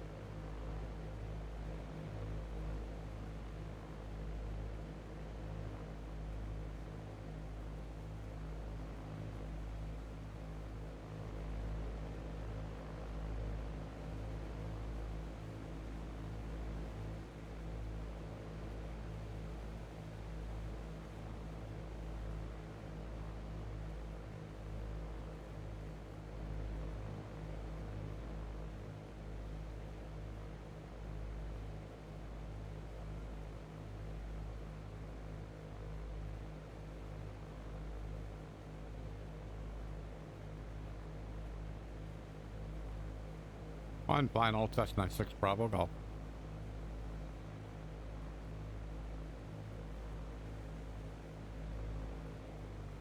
All aircraft be advised, information Bravo is now current. Altimeter 3009er.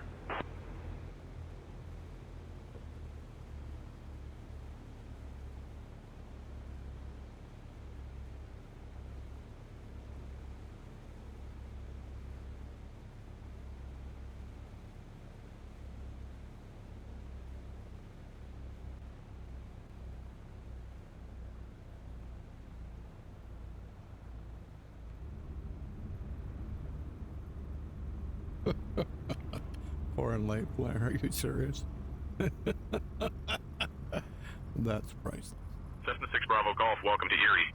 Contact ground on 121.9er. Contact ground, Cessna 6 Bravo Golf.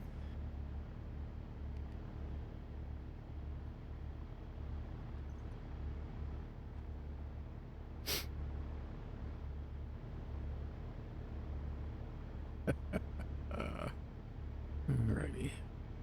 Clear the active. Ground Cessna 6 Bravo Golf, ready to taxi to general aviation parking.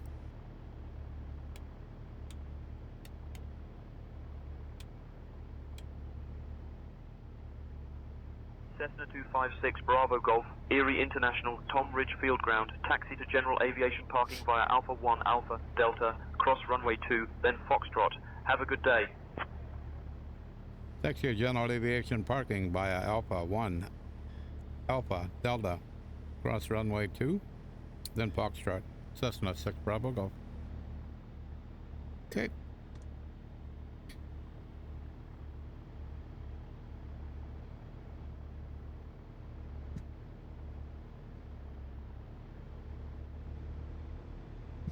Alrighty. That all didn't go too bad. I'm pretty happy with it. I can't find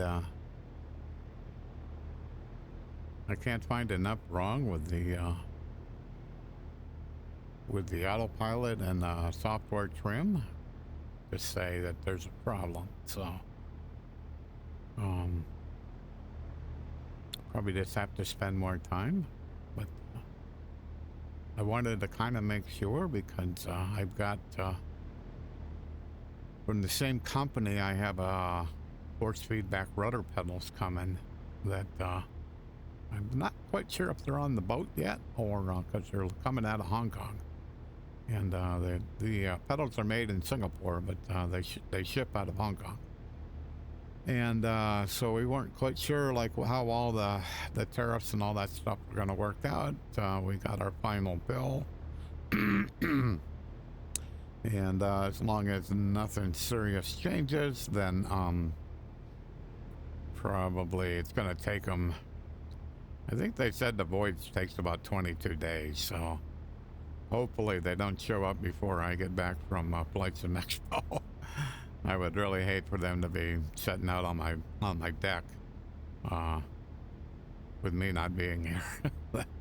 that would not make my day. But I got it should be coming UPS. It's coming shipped by a boat, but it should be coming UPS.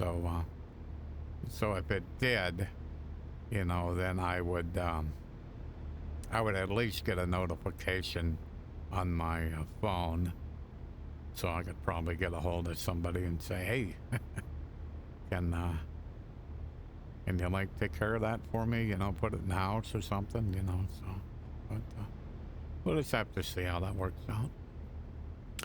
But today went well. I was pretty happy.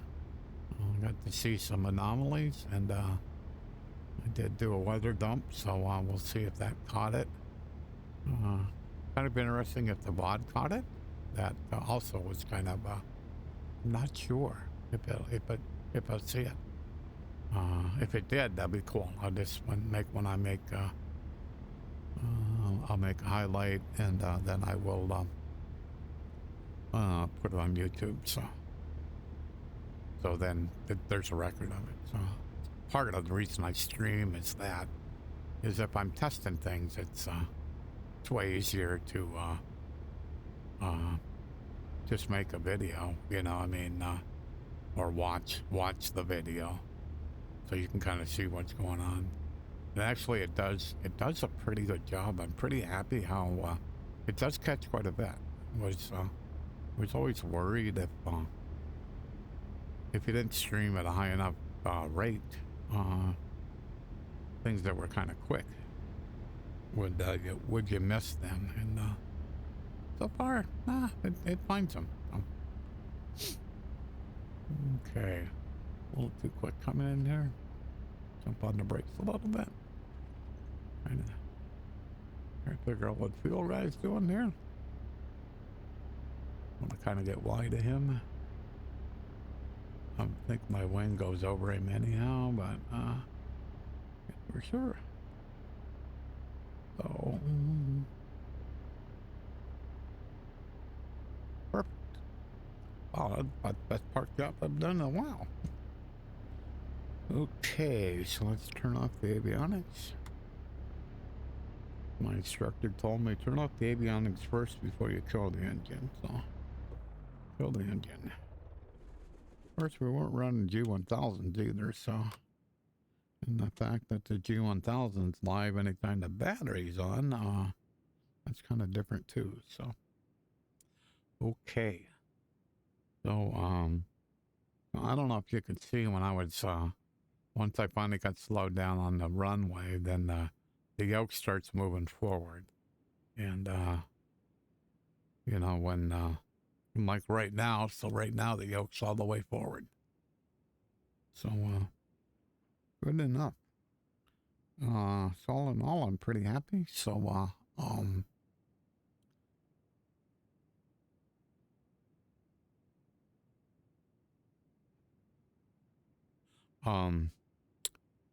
we'll, like I said, we will be at FS Expo, and I'll be wearing a t-shirt like this. And, so it will, so it'll be, an exploded 3D CAD of, the Bigscreen Beyond 1. And in the top part here, it'll say Sparker in VR. I'm pretty sure I'll be the only one wearing that t-shirt. So, but that was kind of my goal for this year, is I wanted to kind of stand out a little bit. And there are some people that said they wanted to chat, and I'm more than happy to chat with anybody. If it's about VR, even more so, because I am a very big fan. I started using VR actually with X-Plane. I'm a plugin developer. So I basically wrote the plugin called X-Satic panels. So basically the SayTech panels, the let's see, the radio, the multi-panel, the switch panel, and the backlight information panel. I basically wrote the plugin that basically allows you to use those panels with X-Plane on all three platforms. So in other words, on the Mac, on Windows, and in Linux. At the time I wrote it, I was on Linux. And there was somebody who was writing the plugin for the Windows part and the Mac part, but they kind of disappeared.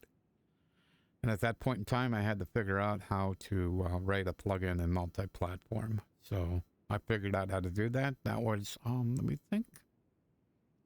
That was my first plugin I wrote. I ended up writing, co-authoring a plugin X checklist that basically same thing, multi-platform, but it's an audible checklist. So basically it talks to you and tells you what to do. And me and Michael, my friend from the Czech Republic, we're both co-authors. So I had all these hardware panels, and then I'm hearing about VR, and then I'm hearing that X-Plane's going to bring. X-Plane had VR, but it was through like a third party. And then I heard that X-Plane was going to have, there's going to be native VR. So X-Plane itself was going to bring support. And and like I said, I was a Linux guy at the time. So I was hearing about it. And so on Christmas Day, they released native VR on Christmas Day. It was 5 or 6 years ago now. And I kind of looked at it and was listening to the reviews, and people were pretty excited. So I said, okay, I guess I'm going to have to get me a VR headset, because I didn't have one at the time. And but I knew I was on a Linux, so I wanted to buy a headset that would support Linux besides Windows. And so I bought a Vive. And so because I bought a Vive, then it needed base stations and all that stuff. So probably 2 days after Christmas, I ordered the Vive. And so on January 9th, it arrived. January 9th was my birthday. Now, I was kind of thinking at the time, like, this may be an omen. So, and I also thought, if I get bit by this, then these hardware panels, I won't be able to even see them, because I'll be in the virtual cockpit. So I won't be able to use them. So I was like, well, I don't know. So there was a week after the January 9th. I was flying out of Erie, and I was using a reality expansion pack airplane like I normally fly. And I took off, and I was in a hurry to fly. I just wanted to get flying. It was so much fun. And so I take off, and I hadn't let the engine warm up, so the engine was cold. And as I'm taking off, I'm giving it full power, coming up off the ground. I'm about 1,000 feet above the ground.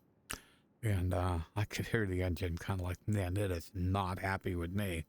And all of a sudden, I just heard this bang. I'm like, oh, that wasn't good. I look, and the prompt's just like it is now. It stopped. I'm like, it was a windmilling, but it was, the engine died.